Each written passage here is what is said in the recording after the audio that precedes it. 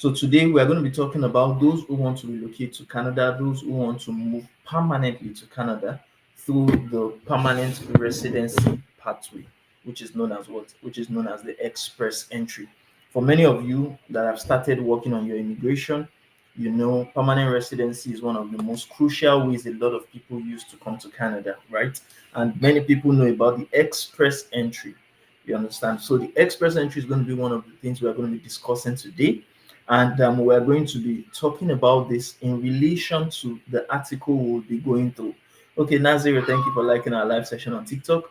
So today, this live session is going to talk on the CICnews.com article that we have been using to educate all of you about immigration. And this article was written by Caroline Minks. It centers on how the occupation code for the NOC. You understand how you can actually select, or how the selection of the NOC code can either make or break your chances at permanent residence through the express entry. You know, the couple of times ago when we had a live session when we were talking about the jobs that you can actually have experience in that will boost your express entry or your permanent residency to Canada. We also talk about the programs that you can actually study in Canada, whether at the level of college, at the level of university, or you understand polytechnic, which can also help you to work on your immigration. So today we want to talk about the what we want to talk about the NOC codes. When you start to create your express entry profile, for example, under the express entry program, you are going to be requested to put down or to write down the NOC code that you want to base your application on. And one of the things that NOC codes actually does, because there's virtually no um, occupation or profession that Canada has not put a particular code to identify. You understand? If you look at the employment and social development Canada also, they have the codes that they give each and every um, profession, whether be it a white collar job or a blue collar job or any other job that may not fall into that category as well. They also have some NOC codes, and these codes are a combination of numbers. Do you understand? Like two, three, four, five numbers that they use with the tier system in order to identify each specific occupation that you can do, whether in the healthcare sector, in the education sector, in the engineering sector, in the transport sector, in the travel industry, in the trades industry, anywhere at all you are working. Every occupation in Canada, and not even only in Canada, but in the US as well, they have some codes, some numbers they use to identify them. Do you understand? So, that being said, today we now want to talk about those numbers or those codes, the ones that you are going to have, or the ones that you are going to focus your express entry application on, or your express entry profile on, that will give you better chances to get selected for permanent residency. And similarly, retrospectively, we're also going to be talking about the NOC codes that you may be working on, but may not actually help you to get better chances for Canadian immigration. Okay. Um, Dynasty Soul is saying good evening, sir. Good evening, ma. Good evening, sir, as well. Thank you for greeting. Appreciate you. So today, as you know, every time we always come on live to discuss and to educate ourselves on Canadian immigration. And today is not going to be different. Today we are going to be talking about the National Occupation Classification Codes in Canada for those who are seeking permanent residency. Now, the article states that the primary national occupation classification code you use for your express entry profile can significantly impact whether you get a Canadian permanent residency PR or not. Oh, okay. Dynasty Soul is saying, I hope your day was good, sir. Well, we're still in the day here in Canada. So it's those that are outside of Canada, maybe like Nigeria, that could have been at night. I think at your own side, you'll be around, if you're in Nigeria, you'll be around maybe like to 10 to 10. Yes, I think 3 minutes to 10, that would be like 9:57. But we right now in Canada, we are still at I think 3:55, 3:57. Yeah, 3:57. So we are still very young, just close to 4 o'clock. Yes. So we're just getting ready for the evening, basically. But we're still in the afternoon. So my day is cool. Don't mind me, I'm just explaining time instead of talking about it. I'm fine. So my day has been good, at least the one that we have had already, the one that we have already had experience on. So we thank God, Alhamdulillah, Muslims amongst us. So we appreciate God for His mercies and blessings. All right. So Dynasty Soul says yes, almost 10 p.m. here. Yeah, cool. That's cool. So we are still in 4 p.m. The weather is still bright. So moving on, we were talking about um, permanent residency. For those who want to become permanent residents in Canada and want to have the opportunity to come to Canada through the Express Entry program, right? Now, we were stating that the primary national occupational classification NOC code that you use for your Express Entry profile can significantly impact whether you get Canadian permanent residence (PR), you understand, or not. Not only can your primary NOC determine your eligibility for certain express entry programs, but it can also impact your visibility as a suitable candidate for enhanced provincial nominee programs (PNP) streams. Now, this is very important because many of us, when I was coming to Canada, when I was working on immigration, I didn't qualify for the regular express entry. Do you understand? I didn't qualify for the regular programs under express entry. Okay, Dynasty Soul is saying, I've registered on your site, but I haven't been reached out to, sir. Oh boy, sorry, sorry, sorry, sorry. In fact, throughout this week and this month, we are going to be reaching out to a lot of people. I'm so sorry for that. A lot of people have not been reached out to, so we are going to be reaching out to you one by one. We'll be calling you. We'll be just like I said before, over 20,000 people, and they are still filling out the form. A lot of people are still filling out the form, so they will reach out to you. Our consultant too has been informed, and he says yes, he's trying to get people on the back end. You understand? They are training people, they are onboarding team members, and by God's grace, they'll reach out to you. But of course, you can always chat us up on DMs or send us a DM on TikTok, or you can go on our bio. You see the phone icon. Once you see the phone icon, you can actually reach out to us through the phone icon, and we can kind of help you to get called quickly, faster. Do you understand? So sorry about that. Okay, Abike Mas saying good day, sir. Good day, thank you. Oh, Dynasty, so thank you so much. I see your hat, me. Really appreciate. So you became my number 2 fan in the fan club. Okay, Abike Mas is saying, what about scholarships for students? What about scholarships for students? Ma, what about it? If you qualify for scholarship, we have said it times without number, you can get scholarships.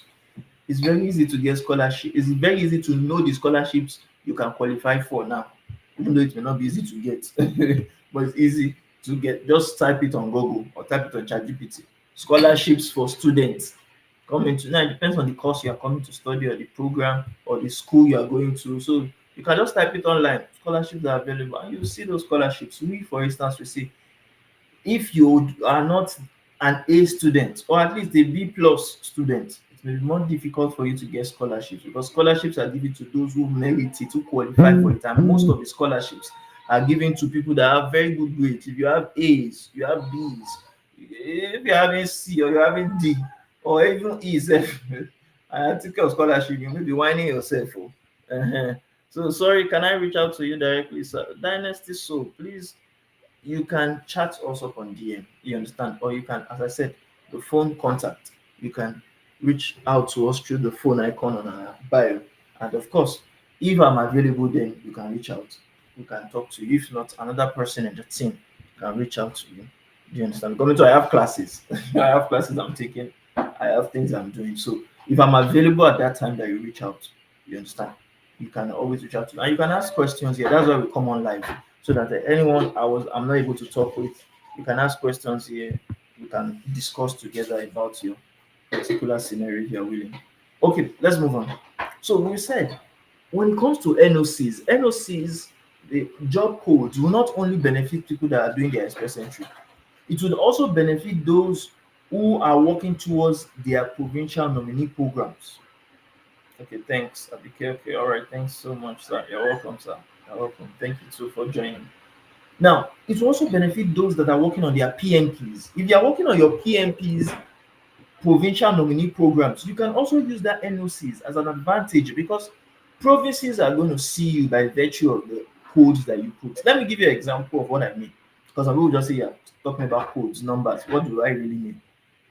When I was in Nigeria, the first NOC code I made use of when I wanted to come to Canada was the NOC 2175. No, sorry, that was the second one. The first one I used was NOC 4021. That time they were still using the NOC code of 2016.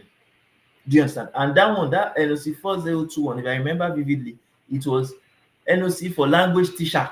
It was NOC for those who were teachers in language schools. You understand? Or as they said that time too, it was for those that were in colleges or those that were in, you understand, vocational schools that were training students. So because me, I was a language teacher in Nigeria. I'm still even a language teacher in Canada, but I was a language teacher in Nigeria, and I was teaching people English, teaching French, preparing for examinations like IELTS, TOEFL, like TEF Canada, TCF Canada, DELF exam, DELF, and the rest. So it was just a no-brainer for me that okay, when I now wanted to get serious with my immigration, I focused on what? I focused on that NOC code, the NOC that allowed me to be a language teacher, right? But sadly, I was in the pool for more than a year. I was in the express entry pool for more than a year. And they did not pick me. In fact, my my profile expired in Canada. It expired in the express entry pool. So it was then that I went to now go back to the drawing table that okay, it seems this language teacher NOC code, they are not Canada does not want language teachers as at then now things may have changed. But as at then, they were not looking for language teachers. As at then, when I saw the people they were inviting, those that they were giving visas, those that were giving invitation to apply for permanent residency, you understand? I didn't see language teachers there. That was way back 2022.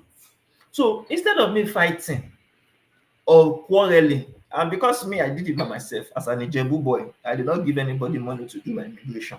You understand? So I did it by myself. So I couldn't go and fight any travel agent. You understand? I couldn't go and fight any travel agent because I did it by myself. It was me that was doing it. It was me that was versing for myself. If that makes sense. But instead of versing for myself fully, I had to verse for Canada. Canada, these people did not pick me. These people are not serious. It was them I was versing for. You understand? But if you verse for them, you do not consign them. You understand? Because it's not them that force you to come to Canada. Abi. So instead of versing for them and not doing anything, and I went on their website, I said, okay, they did not pick language teachers with NOC 4021. You understand? What can I do? Which other experience? Because all about experience. Which other experience do I have? Which other skills do I have to do other things that can now show to the Canadian organization, immigration office that okay, this person, even if he's a language teacher, he may want to base his profile on another occupation or another profession. And that was when I now learned about the NOC 2175. That NOC, as at that time, was, I believe, NOC for web developers and web designers. And why did I pick that NOC that time after a year of being in the pool with NOC 4021 without getting selected? It's because I had experience building websites for people. You understand? I have built websites for companies. I have also even had experience building my own website when COVID started, even before COVID itself, even before COVID. I had started building my first website, AOSacademy.com. You understand? I built it myself. Even azizshodero.com, even which one again, sir? AOSglobal.com.org, which is a new website we have this year. that website first. I built it myself. So instead of me investing for Canada without any achievement, I said, okay, can I just change my NOC code from a language teacher NOC code to a web developer or web designer NOC code? Meanwhile, mind you, that time I was still in the school, even though like not finished school safe. But I was still in the school. I went to go and study masters in UK that time. It was online. It was not that I traveled there. It was online. So that time I started working on my data science, my masters in data science in that in one school in the UK, though I have not finished it. But I think I'll drop out. But what am I saying in essence was that I use that as a leverage to learn more about tech. You understand? One. Two, I also did some online courses online to show that okay, yeah, so I brushed up my skill, my experience, my skills in the what in the tech industry. Even though that time I remember vividly, I was learning coding, but coding was not codified. So it was bugging to me because me, how was I building my website that time? I was building my website with already available templates. You understand? Just like many people do. It's not a new thing. You build with WordPress. That time, at the point I switched to Joomla. At the time, I switched to what they call it, this what do they call themselves, Wix. At the time, self, it is even the Nigerian platform I'm now using now, seller.com. So like I was a web designer. Do you understand? I was not like really fully into web development. I was not coding, but I was still able to use it based on my experience of web designing. So because of that little change in NOC codes, that little change in the occupation that I said I was doing, and the one that I now later chose, funny enough, NOC, Canada picked me. And it was not only Canada that picked, it was not like the express entry, it was not like the federal government of Canada that picked me. It was provinces that picked me. And that is why what they are saying in this article is very real. If you put an NOC code that a particular province in Canada is looking for, if the mainstream Canada does not pick you through express entry profile, some other provinces could pick you. You understand? Through their provincial nominee programs. And that was what exactly happened to me, right? I remember that I was initially not qualified for express entry pool. When I finally now even got qualified, they did not pick me. Just like I said, for over 1 year, I was on the pool. They did not pick me. Instead of me fighting or looking for excuse, I had to go back to the drawing board. Okay, why did they not pick me? What can I do differently? How can I work on my immigration a better way? So I started researching, analyzing, you understand, working on it. And that was when I chose that web development and designer NOC code, NOC 2175. And when I now chose that NOC, I remember I applied to 4 different provinces. I applied to Saskatchewan, I applied to Prince Edward Island, I applied under the express entry to all the provinces, you understand? But I also applied to the province of Quebec. Do you understand? Through their own Quebec skilled worker program because they have their own separate program apart from the PMPs. And lo and behold, it was not only one province that selected me. In fact, me and my partner, it was 2 provinces that selected us. Do you understand? The province of Quebec, which is the French speaking province, because I am a French speaker. I did French exams, even though I did it 3 times before I passed it. I did English exam, I did it 3 times before I passed it. You understand? And it was not that I would not say I was even feeling, especially the English. The French, I did not really get good score initially. But the English, I was passing it. You understand? But passing is different from passing. That's what the people don't know. You can pass, but you may not excel. It's different. Okay, you get. Dan Jazz, thank you for liking our live session. You can pass and you not excel. Some people say, okay, what is the minimum requirement for express entry? You are already shooting yourself on the leg when you're asking for minimum requirements. You are shooting because a lot of people like you to have that minimum requirement. You have to do something better. You have to have more points than the average person. Are you an average person? Most likely not. So you have to do more than the average person will do, right? Me too, I had the average. I had 7.0 at the point. At the point, I had 7.5. They did not pick me until I had 8.5 before the story changed. You understand? Before the... Hello. How are you? Hi, I'm fine. How are you doing? User, what's your name? My name is Rajat. Ritik, okay, how could we help you? Do you have a question? Okay, I have a question regarding processing time. So my Okay. score is 490 right now. I didn't get that. Your what? Hello, Your what? What did you say exactly? Your... can you hear me? Yes, I can hear you. You said you're something. What exactly did you say? Okay, so I have a question for express entry. Express entry, okay. Okay, so I have experience of 2 years, as a 2 years. delivery supervisor. Now, from the last 5 months, I am working as a cook. Okay, okay.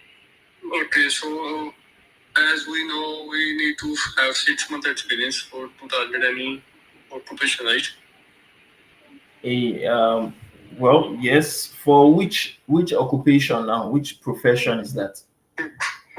Cook, cook. All right, cook. Yeah. So Okay. after 5 months, am I eligible to claim that experience or not? Just like you said, 6 months is the minimum for experience. So once you have that 6 month experience, if you are coming through the trades, is it through the trades you are talking about now? The category Yeah, but based jobs. after getting invitation, we got 2 months to upload our file. Okay, 2 months. Okay, so you have So gotten invitation, but your 6 months have not gotten, you have not gotten up to 6 months, right? yeah, it's still 1 month left. That's I started my job in July.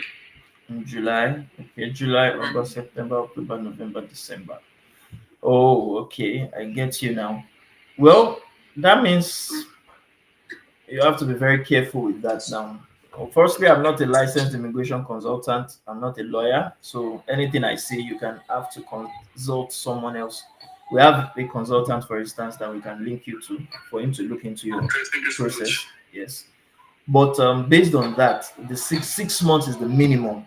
6 months is the minimum. So based on the fact that it's not up to 6 months, you may need to wait on them selecting you again, or wait on um, the 6 months to elapse before you apply. But you have to be very careful now. If they have given you an invitation, they would be counting the time of the invitation when you apply. Because, for example, if you were invited November maybe 20th, even if you submit your application around end of December, they are not going to look at the time that you actually submitted. They will look at the time that the invitations were actually done to backdate your amount of months of experience.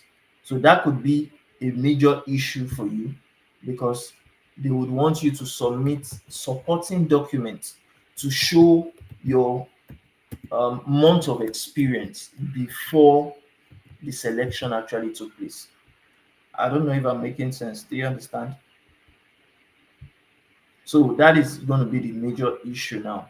Now we have this is I would say more or less a common situation with those who want to create an express entry profile.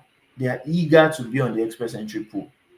But and in fact, the truth about it is we also tell people that you don't know what can happen. You can get the opportunity to get selected, be on the express entry pool. But the caveat to it is don't just be on the express entry pool without you being able to back up, you understand, what you actually have on the express entry pool. I don't know if I'm making sense. You have to be able to show that yes, what you truly wrote on your express entry pool, you qualify for it. Because if you don't qualify for it and you state it, there's something they call misrepresentation.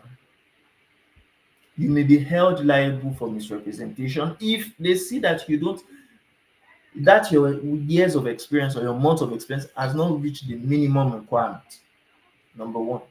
And if you are not held by misrepresentation, they may also choose to deny your application without penalizing you. But again, that is just a wasted invite, a wasted ITA. So it is better for you to submit what you can back up. One, two. Since you said you are like the kind of person, this person said he started working by June. You understand? Of this year, not even last year. So they are going to count it right from June to the time that he got selected for the invitation. He got to be part of a particular draw. And if it's not up to 6 months, Canada is always strict with minimum requirements. You understand? They are strict. It's just the truth because that's why they give you rules and regulations. They are strict with the policy. So they will not say, oh, you just remain for 1 month. In fact, I've heard of a situation, one of our consultants, Kesri Immigration and Settlement Services, he was talking about a particular person that came to meet him one time, and he submitted a citizenship application. Yes, the person is in Canada already. Yes, the person has been in Canada for 3 plus years. You understand? The person is, or not even 3 plus years. The person has been in Canada for more than 1,000 days. You understand? But it was not up to 1,095 days yet. This thing that I'm telling you was just a matter of days. It's not even months. It's not even weeks. It was a matter of days. Like 1,095 days. That person didn't count well how long he has been in Canada, and he now applied for citizenship. You understand? I think 1,090 days or 1,092 days. It was just it was like just few days to him being fully qualified. You understand? And the sad thing again about immigration is that when the person submitted the citizenship application, let's say for example you submitted around like July, that this person said now, they won't look into your application until like, or they won't finish deciding on your application until like December, January, because it does take time too for citizenship to come out. But the person still had to get denied, even though if you count July, around that time July he applied. Firstly, he could have even been qualified around July, August fully. But they didn't look at the fact that, okay, yes, it even took us time to evaluate his application. So if we look at the time, yes, he's meant to have been qualified. It's already more than, you understand, 3 years. But they didn't accept, they still denied his application. They denied the person's citizenship application and they say he has to reapply when he's fully, and of course he's already fully eligible because it took IRCC about 6 to 7 months to finish the decision. But they didn't look at the fact that they looked at the time he submitted the application, the day he submitted the application, not the amount of days or even weeks or months that the application has been in processing. Do you understand what I'm trying? So, with that particular story, I remember, and that thing, it's in fact, it was a news. It was a news in Canada that time because our consultant was showing me the story. You understand? I think on CBC News or Marketplace or something. He was showing me the story that this person was vexed. Yes, of course, you'll be vexed. The IRCC did that, but the truth is, they denied and they said they should reapply. So he wasted time, wasted effort, wasted, you understand, application, because there's some money that they can give you back, there's some money they can't even give you, you waste money too. So it's always better that before you submit a profile, make sure that you can back up what you submitted. If one experience, you understand, one experience cannot work for you, you can look into other experiences you have.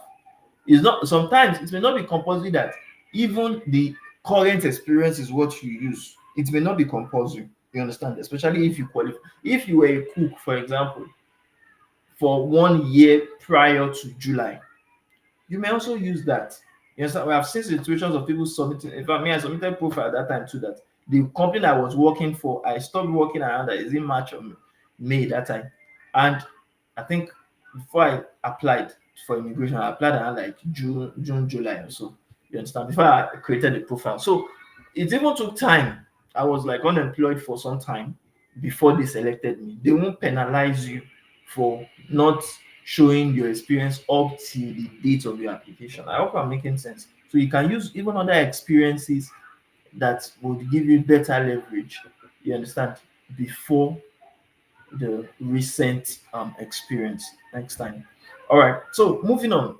That's a good question. So I just hope the person was able to get a response to that. So let's move on. We were talking about your NOC code. Your NOC code is very, very important for Canadian immigration. CIC News says, furthermore, choosing the wrong primary NOC can have negative consequences for your immigration changes, such as missed opportunities, application refusals, and even misrepresentation. Now, look at this. This is very important too.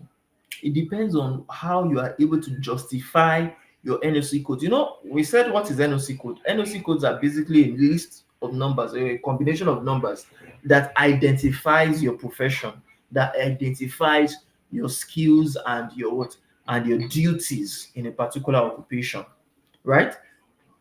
But if you use a wrong NOC code, I remember there was one particular client of friend of mine, not client, when I was working on my immigration in Nigeria, he was also working on his own. And in the part where they will say in the profile that list your experiences, your work experiences, this person went in that part to fill two job roles, two job, you understand, two occupations. He got selected, of course. He got the ITA, the invitation to apply for permanent residency. But because there was a discrepancy in the two NOC codes that he used, he lost that invitation. Do you understand? And thank God they didn't even give him his representation at that time. But he had to start all over again. And the funny thing was, when he was picked, he was qualified for that um, draw that they did. But because he has done a grave mistake, a grave error in the what? In the NOC code selection, that didn't avail him. That NOC or that ITA didn't avail him that what that selection around that particular time. So please avoid, that's what we're trying to say. Avoid using NOCs that won't favor you, or avoid mixing NOC codes. Avoid mixing them. You understand? There's a reason why Canada will tell you primary NOC code. Why? It's because they want your application, they want your profile to be focused on just one occupation at a time. Yes, I know Nigerians, for example. Way too, when I was in Nigeria. In fact, let me tell you, let me give you my full story. I was once a shoemaker and a bag maker, right? Also, I was once a secondary school teacher. You understand? Especially during camp, during what they call it, NYSC. I was also once a what? A tutor, a linguistic tutor. I was also a language teacher or a language coach. I was also a web designer or developer, a data scientist. A, I think you get the idea. You get. I was a mentor, a tech mentor for some people under Corporate Finance Institute. You understand? And ALX Africa. You get. I was a tech mentor at a point. You understand? I was even a speaker. So everybody, you get the idea. There are a lot of caps that you wear when it comes to jobs, because you can never know the job that you do fully. Like, what I mean is, any job, any opportunity can come your way, right? So IRCC too knows, immigration office too understands that your experience could be diverse.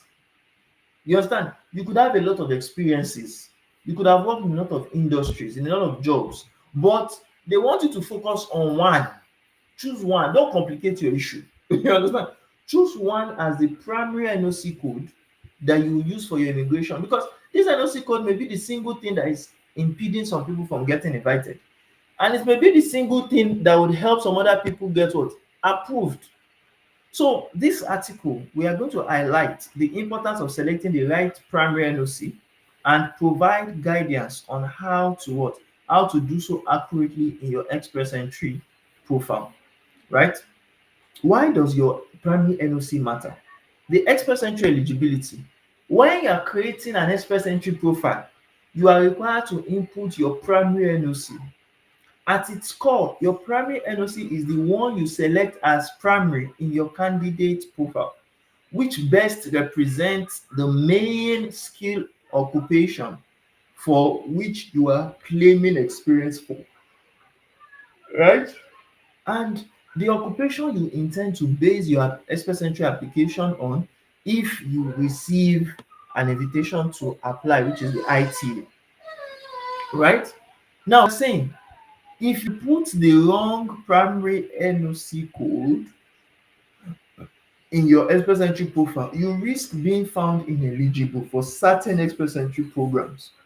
For the Federal Skilled Trades Program, FSTP, for example, your primary NOC must be the one for which you have at least 2 years of work experience in one of the following NOC groups, whether in one of the major groups known as in under 72, 73, 82, 83, 92, or 93, or the sub-major groups like 726 and 932, which are excluded.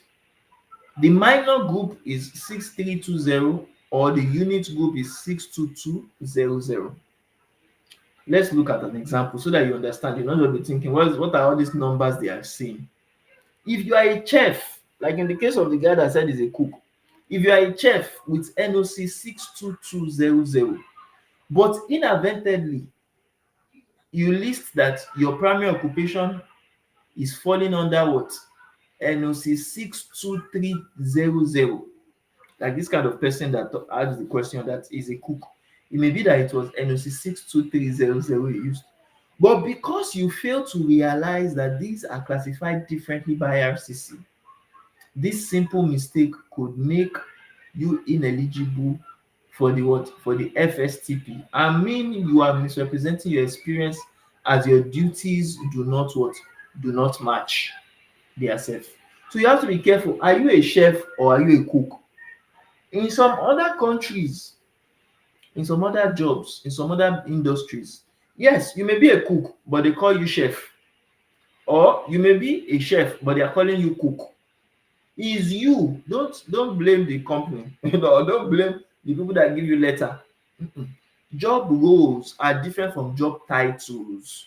So you have to look into your job roles or your duties that, okay, if I look at my duties based on what Canada stated, am I truly a chef or could I classify as a cook? Or am I truly a cook instead of them classifying me as a chef? Do you understand the idea? So it is you that have to do the homework. How will you do the homework? Go on the NOC profile, go on the NOC website and browse who is a cook, who is a chef, what are the duties they do, so that you know how to differentiate yourself.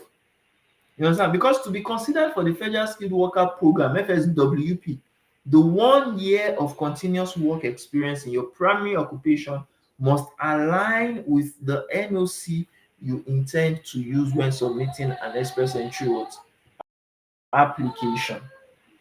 Likewise, for Canadian experience class, those that are in Canada, you must simply have at least 1 year of work experience in one or more NOCs falling under tier 0, 1, 2, or 3, which you gained by working inside Canada, for those that are in Canada. Now, within Canada's NOC system, jobs are assigned to one of six tier levels from 0 to 5 based on the training, the education, the experience, and the responsibilities involved, ranging from highly skilled professions or positions at tier 0 to lower skilled roles at tier 5, right? Now, NOC considerations under what? Under the Enhanced Provincial Nominee Program streams. By selecting the correct NOC as your primary occupation in your express entry profile, you are what? You are basically making yourself discoverable to provinces. That means provinces will be able to discover you when they are searching for individuals who have adequate experience or a job offer in that occupation, in that exact profession. I remember, how did Ontario select me? How did I get picked by Ontario? It was because I show my face. I show where I dey by my NOC. NOC is basically what will help you show your face. You understand? NOC is going to be what will make you show that okay, this person, he has this experience, so he's working in this field, so we can accept this kind of person. We can work with. Do you understand what I'm saying? So most NOCs, or most PMPs rather, have at least one enhanced stream, meaning the stream is aligned with the Federal Express Entry System. In such cases, a PMP can access the Express Entry pool and run structured searches for what? For candidates that meet the criteria for one or more of the enhanced streams. What are they saying? They are saying, in essence, that a PMP in Manitoba, for example, can be looking at the Express Entry pool. Another PMP in Alberta can be looking at the Express Entry pool. You understand? And if they see your Express Entry pool and they see that yes, you qualify, you can get the opportunity of getting selected by 2, 3 different provinces at a time if you use a good NOC code. Because while PMPs can filter their search based on a variety of factors, they often conduct searches based on primary NOCs as well as the years of work experience in NOCs of interest. Now, this is golden. This is very important. They are telling you basically on this article by cicnews.com, they are telling you how provinces think, how Canada territories think. So the way they are thinking is okay, when they want to invite people to come to Canada and become permanent residents, they are going to look at which primary NOCs do they have and how many years of experience do they have. And most times, provinces will take people that have more years of experience, or not necessarily more years, but people that are in their exact NOC codes that they are looking for. So if you are someone that is wise, someone that wants to get selected for Canada permanent residency visa, you can actually position yourself in a way that provinces are easily going to be able to find you through your NOCs. You understand? Because PMPs typically target and they prioritize certain sectors and occupations for provincial nomination based on their what? Based on their regional needs. So if you, for example, healthcare is a very good niche. If you're in healthcare, look for the NOC that will favor you in healthcare. Don't just take any nonsense NOC. But of course, make sure that the NOC you are picking aligns with your experience, right? Because if you accidentally input the wrong NOC as your primary occupation, your profile may never be seen by a province for an enhanced stream that you very well could have been eligible for. Some people are eligible for some programs, but because they did not position themselves well, they will not get selected. And you keep complaining, they did not pick you, they did not pick you. But it's you that do yourself. It's you that did not focus on a very good way to actually get selected. If you want us to assist you together with our immigration consultant at Kesu Immigration and Settlement Services, you can go on our website, aosglobal.org. You understand? Or go on the link on our bio, click on the link on our bio, and you can go on our website. You see the Travel Small Small to Canada package. You understand? You can fill the form, and from there we can assist you on your what? On your NOCs. Because if a province selects you from the pool, you will receive a notification of interest, an NOI, which is essentially an invitation to apply for provincial nomination. Let's give you an example, a fictional example, the one that doesn't exist, but a fictional one. Let's say a person named Elizabeth Johnson wishes to immigrate to Canada and settle in either Alberta, Ontario, or British Columbia. But because she has been living and working in Canada for just over a year, she creates an Express Entry profile to be considered under the CEC, and she now selects those 3 provinces as provinces of interest. But though her title at work is graphic designer, that's her title at work that they give her in her company as graphic designer, which would fall under NOC 52120. But she now does her due diligence and finds that according to the NOC, her job duties are more aligned with web designer which is NOC 21233 with the NOC 2021 model. So she makes this her primary NOC in her profile. Unfortunately, based on her experience, her skills and qualifications, she currently has a comprehensive ranking system CRS score of 525, right? Which is several points short of the recent CRS score cutoffs of CEC draws, right? But she now does, however, qualify for the Ontario Immigrant Nominee Program's Express Entry Human Capital Priorities Stream, for which the province finds suitable candidates through what? Through the Express Entry pool. Now, because she put primary NOC as 21233, which is web designer, when creating her Express Entry profile, she also qualifies for the Ontario Immigrant Nominee Program's Tech Draws, which targets nine specific specific occupations in the technology sector. The OIMP does a scan of the Express Entry pool to find candidates with qualifying work experience in one of those NOCs. And of course, the OIMP now sees a profile and it meets their regional needs and sends her what? An NOI, a notification of interest. Had she just gone based on her title at work and put her primary NOC as 52120, which is graphic designer code, she wouldn't have been discovered by Ontario and invited to apply for provincial nomination through its what? Through its Tech Draws recruitment initiative. So individuals who are successful in applying for provincial nomination, they get an additional 600 points toward their what? Toward their CRS score, which almost guarantees an ITA in an upcoming draw. So Elizabeth right now, if successful in obtaining a provincial nomination, would have what? A CRS score of 1125, and likely she would also be drawn in the next what? In the next federal PMP draw. Okay, I'm Gifty says hi. Hello, I'm Gifty. So make sure that when you are choosing your NOC code for express entry of a provincial nominee programs, make sure you are selecting in-demand NOCs that align with your work experience, right? Because you can ask the question, how do I now choose the correct primary NOC?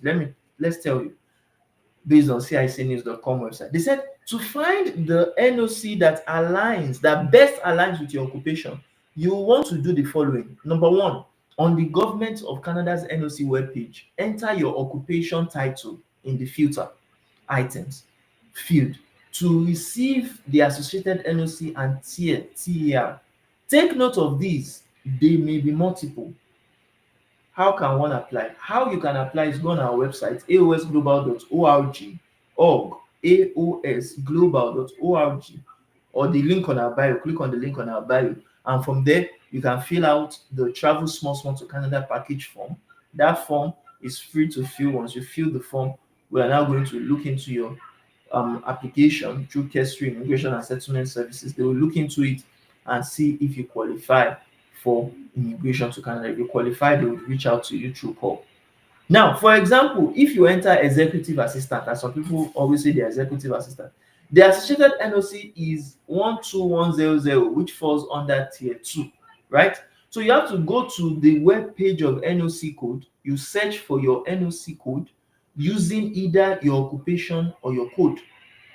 Examine the main duties of that profession or that occupation to ensure that you have performed most of the duties associated with these classifications, as well as the actions in the lead statement of the NOC job description. Anything you want to know, go on our website, aosglobal.org. That is where you will know anything related to cost, anything related to who qualified or anything. We are talking about those that want to work on our subject today is different from what you're asking. Go on our website, aosglobal.org, and fill the form there. From there, we'll be able to know the exact thing. We cannot just be telling you because there are different costs to everything. There are different qualifications or requirements to anybody that wants to get visa. Everybody doesn't have the same qualification or the same requirement. So go on aosglobal.org, fill the form of the Travel Small Small to Canada package, and from there you are going to get a personalized scenario of your own travel plans. Now let's move on. TICnews.com website saying examine the main duties to ensure that you have performed most of the duties associated with this classification, as well as the actions in the lead statement of the NOC job description. Do not rely on job titles alone, since titles can vary by employers. Some employers may be crazy in the head. They may be giving you title that is different from the title of what you are truly meant to have. But it is the duties you perform that will determine if that is your right title or something else. Because if you do not find a match, you will need to repeat this system with a different job title until you find a match to your own experience, right? And the document you provide when submitting an express entry application must support this your NOC that you choose, your code, your occupation code that you choose. Because federal and, if applicable, provincial authorities, they will examine this document, which may include reference letters, contracts, or pay records. And if they conclude your duties do not substantially match the NOC, they may deem your occupation what to be ineligible as your primary what NOC. And if this happens, you may be found to have misrepresented yourself, which can result in your provincial nomination being withdrawn if applicable, or inability to submit a PMP nomination application for a specific period, often like 2 years or 3 years, or your federal express entry application can be refused, or you can even have a permanent record of what? A permanent record of fraud with what? The immigration department. Or you can even have your temporary resident status stripped off you, or sometimes you can be removed from Canada, and or you can even be banned from entering Canada for at least 5 years. So this is a serious issue. Don't take it lightly. Make sure you choose the correct NOC code for you, and don't choose another NOC code that is for someone else, right? Thank you very much, everyone. I hope we have been able to explain this. If you have any questions, drop it on the comment section. If you don't have, then we will be able to call it a day today. Thank you so much, everyone, for joining. Don't forget, every time we come on at least once live to take some of these trending issues and trending topics. And if you have any questions, even after this live session, you can always send us a DM or chat us up or respond or comment to this particular video content later on. So thank you so much, everyone. Don't forget to like, share, and subscribe, and let more and more of your friends and family know about this. And do have a lovely day ahead. Bye for now, everyone. Bye bye.